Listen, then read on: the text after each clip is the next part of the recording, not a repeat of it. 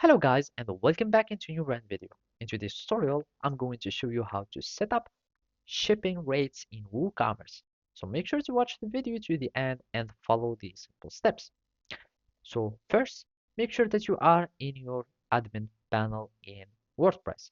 After that, we need just to go to WooCommerce and then we need just to start editing on our shipping web settings. So basically we need just to go to settings and then you will need just to go to shipping. Of course, you can add some extensions for shipping that allow you to have more control on shipping in WooCommerce. For example, there is ShipRocket and other uh, shipping extension.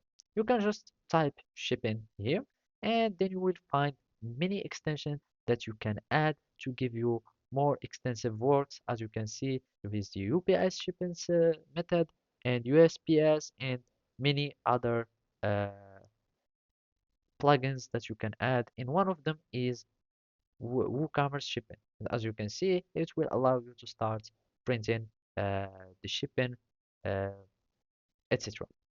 So now we need just to go back to our WooCommerce and then go to settings.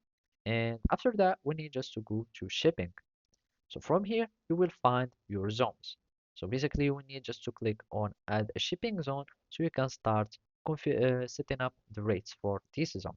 For example, I have this zone here, and I'm just going to click on edit. And as you can see, this is the shipping method. And here you can add your shipping rates. So I have no free shipping, and I can add a flat rate, or you can have also a local pickup. So I'm just going to add here. And for this one, you can have a cost. You can give it a cost, for example, $10 or whatever. And also for the flat rate, you can give it a cost and you can make it taxable or not. And basically that's it. Thank you for watching and see you next time.